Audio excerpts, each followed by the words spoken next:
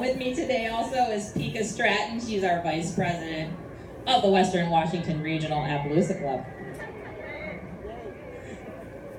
We also have JD, who is here with Beautiful because she wanted to. We have only 2 horses. We can only show you 2 different color patterns of the Appaloosa, and Beautiful demonstrates another one. So we wanted to have her come on out, and we'll let her talk to you about her in a little bit.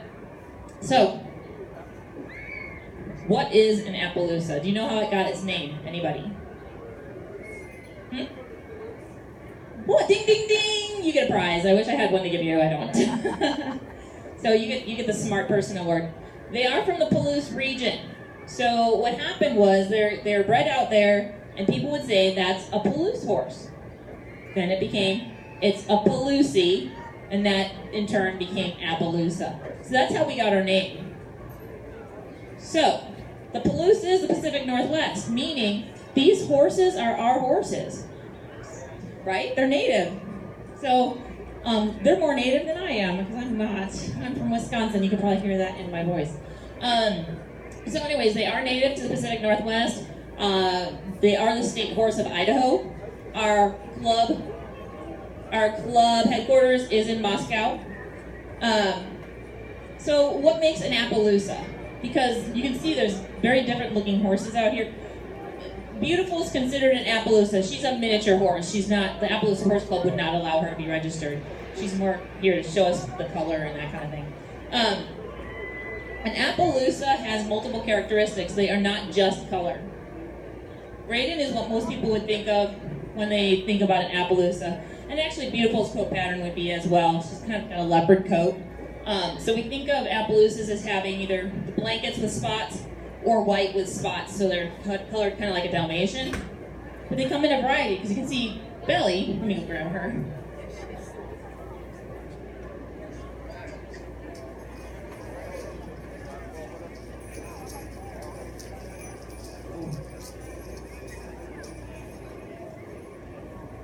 Can you see her spots? She has really little ones, right? She's got little snowflakes. That's what we call these. You can see some, right? Yeah. Does an Appaloosa need to have spots to be an Appaloosa? No, it does not. You can have an Appaloosa mom and an Appaloosa dad and come out with a foal that has absolutely no spots. They can be solid colored. And that's perfectly okay. You got your bridle on, Sam? No. That's perfectly okay because they're still an Appaloosa. So there's other things that help us to know, how do you know if you're looking at a solid horse, if it's an Appaloosa or not? So, got Belly up here pretty close so you can see her face. Look at her eyes.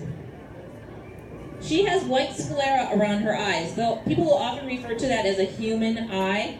Most horses have a very dark... Does she have dark eyes? Or does she have sclera? She has dark eyes. Dark? Punch me around, close. So most horses have a really dark eye. My horses aren't used to seeing minis, so they're a little intrigued. They look weird. So you can see how very dark. Did you unplug me? Hello. Oh, there we go. I unplugged me. I'm gonna blame everybody else though. It's never my fault.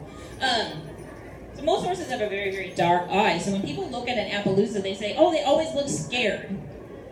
I don't think they look scared. I mean, she looks intrigued right now, but she's definitely not scared. It's just you're seeing more of her sclera because it's pigmented differently. The other thing that Appaloosas will have is mottled skin. So mottled, M-O-T-T-L-E-D. I sometimes muddle my words together. That's the way I talk. So mottled is different colors on their gray areas. So most horses will have a gray muzzle unless they have white on their face, white markings, and they'll have pink. So if you look at Belly, it might be hard to see up in the bleachers. You can see she's got little pink spots on her nose. You can really see on her lips. I don't know if she'll let me lift her head up. They've got us in jail here. I feel like I'm in solitary confinement. They had to put this fence up because we had a horse that decided that this little wooden fence was low enough to jump. So unfortunately, we can't get as up close and personal as we were earlier this week, but so I apologize for that. So I don't know if you can see, but if you want to come up afterwards, we can show you modeling. You can come in the barn at Barn M, we'll show it to you there too. So they have it on their nose, they have it around their eyes, They'll have it in their ears. I don't shave my horse's ears so you can't see the skin. I do a lot of trail riding. I like to protect them from the bugs, so I don't shave the hair out of their ears. They'll also have mottled skin in their nether regions. We're not going to show you that because, family show. So anyways, the last thing would be they have striped hooves. You can't see it out here. They have it's asphalt underneath these shavings, and the horses are wearing shoes, so it's pretty slippery if they're walking on asphalt. So they bedded it down really well out here on the shavings, so you can't see their hooves, but they do have stripes on their hooves. And I don't want to keep calling them normal horses. Your average horse, because Appaloosa they're other breeds. Thank you. Other breeds, they'll have solid colored hooves. So if they have a white foot with white hair on their leg, they'll have a cream colored hoof, and if they've got black, like Belly's legs are black, they would just have a solid black colored hoof. So the stripes are very unique to the Appaloosa. They figure, hey, we're going to be colored, we're going to put color everywhere. So those are the physical characteristics of the Appaloosa. They can come in a variety of coat patterns. So like I said, Reiter would be, for me, he'd be my ideal. He'd be considered a blanket Appaloosa with spots. I should probably introduce these guys and their credentials. Reiter is actually a world champion. So you're looking at a world champion Appaloosa. He's a world champion in heritage, which is basically wearing the regalia, like what Belly's got on, and exhibiting in it. So they're judged on the historical accuracy of the regalia and on the way they perform wearing it. You heard Belly walk in, it's pretty loud, so they have to be trained to carry it and be responsible about it. So he is my trail horse, he's my primary horse, and I ride him up in the mountains. He's been on the Chief Joseph Trail Ride 4 years now. This year we just amassed over 1,000 miles, documented miles of trail riding, so he has earned his trail riding medallion with the Appaloosa Horse Club. They do have a trail and distance program, and he is enrolled in that, so he'll be getting that award at the end of this year. If a horse goes on the Chief Joseph Trail Ride 10 years in a row, they get another medallion. 13 years in a row, they get a plaque.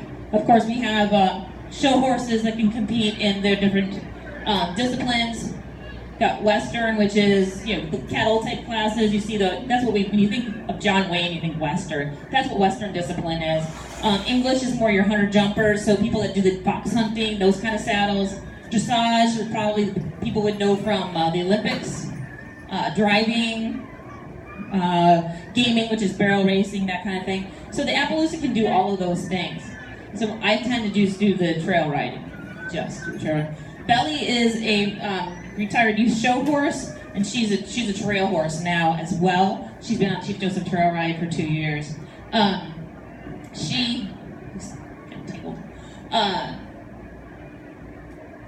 What was I going to say about? She is a bay roan Appaloosa, so she'd be called bay roan with snowflakes.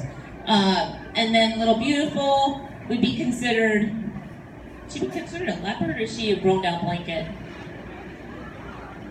She had a blanket. So what she's done is basically she's roaned out completely. So she used to have a blanket like Reiter, and then all that hair roaned out. So she's red.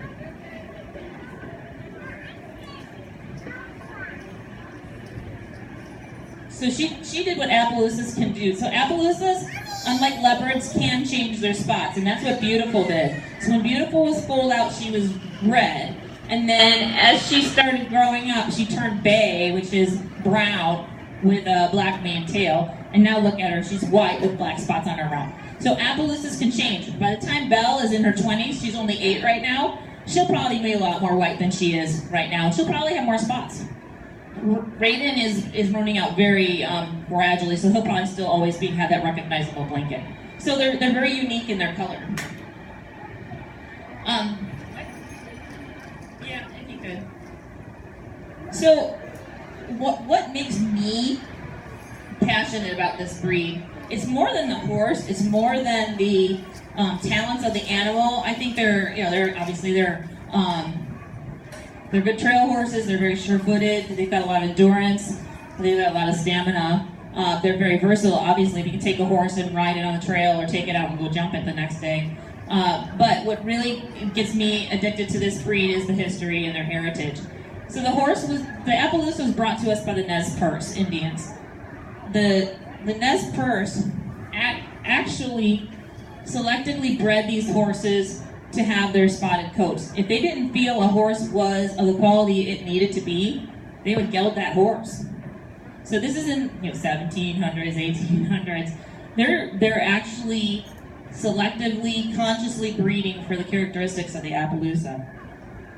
Unfortunately, in 1877, there was a treaty that had been agreed upon by half of the Nez Perce, and the other half said, we don't agree with it. And what happened was the government said, we'll basically buy out this part of your territory and we'll give you a reservation, guaranteed safety, you can live on this reservation, and everything will be all good. Well, half the tribe said okay, and they signed the treaty. The other half said, no way, we're not going to do that. This is our family's home, this is our father's home, we're not selling it. And so they decided that it was getting kind of ugly, so they decided they'd just leave. And that's Chief Joseph's bands. A lot of people have heard of Chief Joseph. So they headed out and decided they'd just go find somewhere else to be. And unfortunately, they didn't realize that they were going to get rounded up and put on the reservation until they were in Big Hole. And in Big Hole, orders were given by the cavalry early in the morning when everyone was asleep. And the orders were, shoot low into the teepees. Meaning, they're sleeping, their family's all asleep, just go ahead and kill them all. So they tried to massacre them while they slept, and fortunately, majority got away, that they did lose some lives there, and then they knew they were at war. So they eluded capture for a while, and the tactics that Chief Joseph used actually are still taught at West Point. He was pretty clever. He knew that they couldn't cross the river very easily because they had Gatling guns, heavy artillery, heavy weapons, and they're nomadic tribes, so they know how to cross rivers and they know how to do it fast. So he crossed the salmon around the Tolo Lake area around Grangeville, which is actually the lake of the Chief Joseph Trail Ride we went on this year. Crossed the salmon, circled back around, crossed the salmon again, so he was able to get ahead of the cavalry and buy some time. Unfortunately, despite his clever maneuvers, by the time they got to Bear Paw, they lost a lot of lives. They were only 35 miles from freedom, and Chief Joseph said, we can't do this anymore, we lost too many people. So that's where he gave his famous speech, from where the sun now stands, we'll fight no more forever, and they surrendered. And what happened was the cavalry went through, put them on reservations, and they took their horses because that was their wealth, and they killed them all. So what happened was we had only very few Appaloosas left, and those would be the stragglers that were left behind when they were trying to flee. Some of them were injured, some of them were purposely injured so that the cavalry couldn't use them. And what we found was there's some people that really did appreciate the horses for what they were. They knew they were good horses, and they appreciated their color. So in order to protect them and to save them, they bred them to whatever they could. And so the Nez Perce Appaloosa, the true original Appaloosa, was lost pretty much in the process of trying to save them. So the Appaloosa Horse Club is still working on the refining and rebuilding the breed. Our books are still open, so it's not like you've got a Labrador and you breed to a Labrador. We do allow some outbreeding to certain accepted breeds. The Nez Perce don't agree with us with what we're doing with the Appaloosa Horse Club, so they have their own breeding program. They're actually breeding Akalteki, which is an ancient Turkish breed. They're breeding them into their lines because they're trying to achieve what they had back with their ancestors. And what they're getting is a horse that's a lot leaner. These are what we consider modern Appaloosas. So you're getting horses that are a lot leaner, have even more endurance. Those horses are built to run and to keep running, to keep going. They're from a mountainous region, so they're trying to keep them nice and sure-footed. And I think they're doing a really good job of it. They're beautiful horses. And of course, we're all trying to preserve that coat pattern. So even within the breed, there's a lot of different variety, and it depends on what it is you want to do as far as which style you'd be looking for. And that's kind of the nice thing about them. The Appaloosa Horse Club also allows you to hardship. So if you find a horse for sale on Craigslist and it doesn't come with papers, but it looks like an Appaloosa, it looks like Reiter, and you can tell from a distance that's an Appaloosa, as long as it's not able to reproduce, you can register that horse as an Appaloosa. We would not accept Beautiful into our registry because she's obviously not an average size horse. She's a mini. So, and the draft horses also would be excluded. But the stock horse that looks like an Appaloosa can be registered. So it's kind of a nice option. We're a little more open than a lot of the registries because of that. Because we're still working on. The regalia. Let's bring Big Belly back up and we'll talk about the regalia.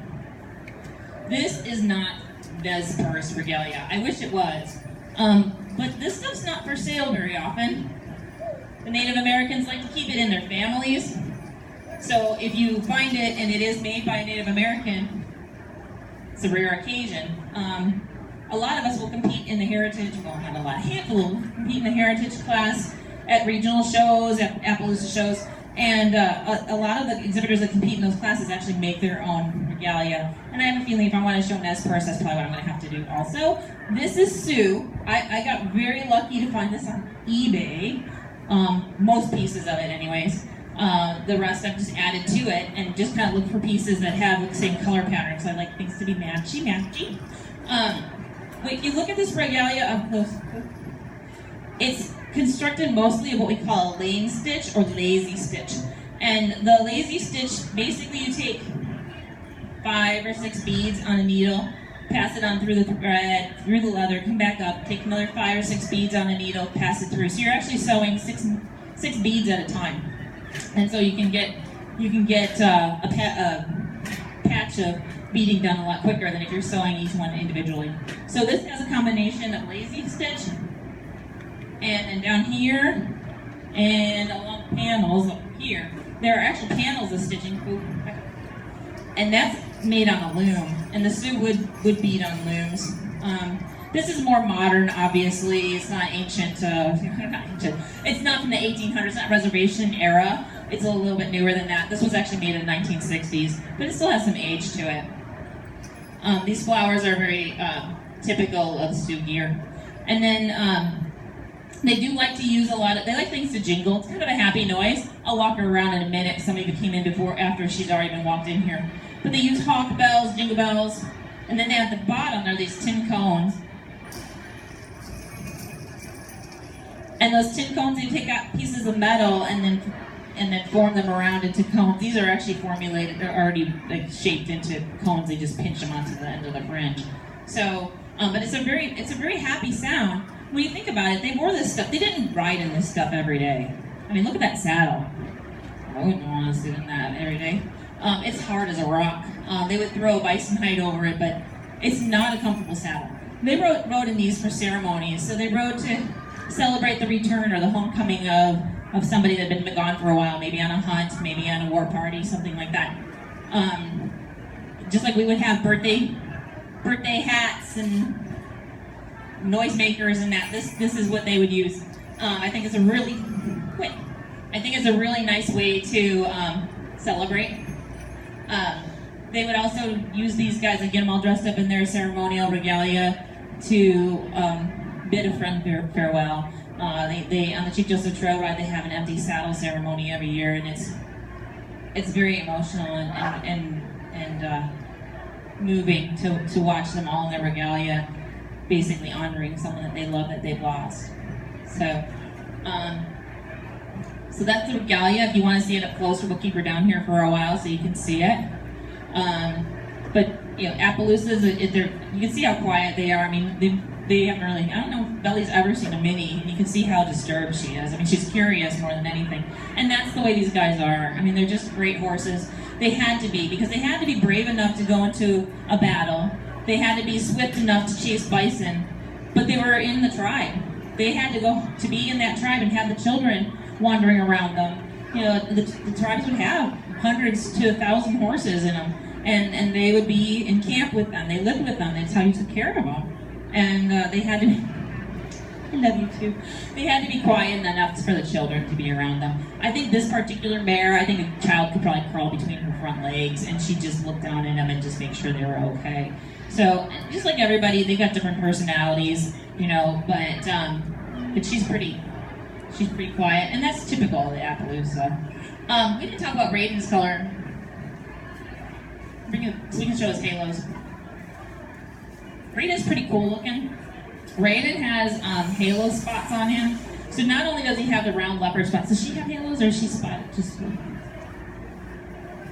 she does not. So if you look at beautiful spots, they're very solid, very distinct spots, very not circular. Oh wait, but they don't have the halo around them. If you look at Raiden's spots, you can see there's a spot and then a circle around the spots. So some people will call that mapping, and some people will call that halos. It's just another level of the amount of color that horse has. So, did you want to talk about beautiful a little bit? Hi, my name is Judy. I belong to the Northwest Miniature Club, and this is beautiful. She's 6 years old. She does parades. We do competition in jumping, gaming, cart, and trail, and obstacles. And we do also live Santa the singing Christmas tree on a stage, so they are where he will be. She has a 2-year-old, which is all rose color with some black spots. And she does have the white in her ears and water markings in her nose and by her eyes, and she has the white and black hooks. She's got really good mom. Yeah. And then they came from Europe in the 1600s and the 1972 they came here in the United States, and they were actually in dwarfs and in the 1600s, and they were used in the coal mines. So they were like little tiny little horses, and they looked like a little dwarf, and they had big heads, short little legs, and they didn't look like horses actually. And then they slowly bred them to look like little horses, and now they do look like little horses. Every once in a while you'll see a little dwarf out there, but they're really improved them. They're in all the different breeds and colors. They're usually Appaloosa. You get a Penta, and then you breed it to an Appaloosa because they're called Appaloosa. So they have spots and they have Penta. So we do all kinds of things with these guys, and they love kids. This one's also being trained for therapy. She's learning how to pull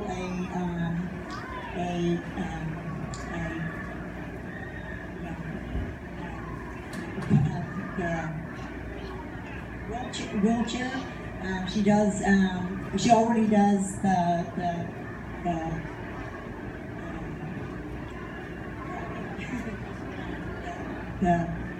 pushing things and things like that. She's not afraid of anything. I've had little tiny, since she's been coming to this fair since she was 3 months old, and her baby, her 2-year-old's been coming here since she was 3 weeks old. So she's been coming here for a long time. We do spring and fall fair. So that's it. Thank you. So I think at this point I've blabbed on long enough. Are there any questions? I mean, because I can keep talking. I can talk. Yeah, I can talk. Yes. Oh yeah, I probably can mention that. Raiden is 15'2". 15 is 4 inches, so 15 times 4 plus 2. I'm not going to do the math. I'm a scientist, not a mathematician. I would need a calculator for that. I think about working smarter, not harder. So I don't actually know how tall Belly is. How tall is Beautiful? 30 inches on Beautiful. Yes, you have a question. How old is Beautiful? Beautiful is 6 years old. I knew you said it. I didn't miss it. Yeah. Any other questions? Yes. They are both Appaloosas. Yes. Yeah. They come in so many different patterns and colors. We have a poster in the barn end that shows just a sampling of different colors you can have. But as long as you've got these tiny little round spots, like she's got these ones, you should see what Raiden's look like. The ones that are big splotchy ones, it looks like someone dumped paint on them. That would be a paint horse. Dumped paint. So yeah, if we've got big splotches, I know, clever, right? If they've got big splotches on them, then they're not Appaloosas. And there was at one point, sometime when people were trying to make Pintaloosas, where they would take, and some people still do because they like them, where they breed a Pinto or paint horse with an Appy, and then you get some pretty cool colors on them, but they're not registerable, so that matters too. Yes?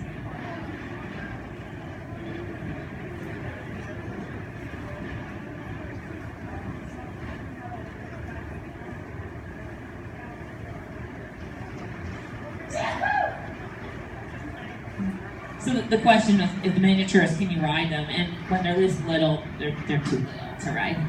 So they're tiny. Yeah, they're tiny. They can drive them though. Yeah. So you can still go out and have fun. I'll tell you, having a horse, just being able to sit there with them is fun, anyways. So my passion is trail riding. I do the Chief Joseph trail ride every year. That follows the trail that the Nez Perce took when Chief Joseph was chasing Chief Joseph, when General Howard was chasing Chief Joseph's band down. It's a 1,300-mile trail. It is a historic trail. It courses from Joseph, Oregon, through Idaho, Wyoming, Yellowstone, and Montana. We cover 100 miles every year, and it takes 13 full years to complete the entire trail. And I'm a 15-year veteran, so I've ridden the whole thing. You do have to have, at this point, you have to have an Appaloosa to go on the ride. But if you're into horses and you like trail riding, even if you have a different breed, I would strongly encourage you to think about going on the ride. For me, it's become a passion. I didn't even take my most current position until I said I will have the third week of July off every year for the Chief Joseph Trail Ride. And now it's just an understood. I think just once in your life it's something to go. The history, the heritage, the story is just, it touches your heart and it gets into your soul. And it's something that I think everyone should experience just once. And the scenery is beautiful. It depends on what year you're on the ride, but I've never been on an ugly Chief Joseph Trail ride. So even when it's raining, I forgot once. You'll do this once in your life. I forgot my rain gear one day, and I do the photography for the Appaloosa Journal for this ride. So I have all my camera gear around my neck, and it started to rain, so I had to store everything away. I was soaked to the skin, and we were up in the mountains, in the Judith Mountains in Montana. I was miserable. You don't forget your rain gear after that. Yeah.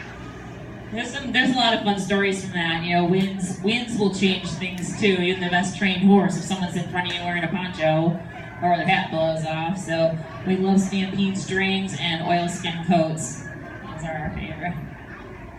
Any other questions? If you wanted to come up and see the regalia up close, I'll put this microphone away so I don't have to worry about tripping on it. And I can try to push it over so you can see it a little bit better if you're interested. And then we also will have it. Well, no, we won't, because once I take it off, we're going to pack it up. We're heading out tonight. We've been here 4 days. We're kind of getting tired, so.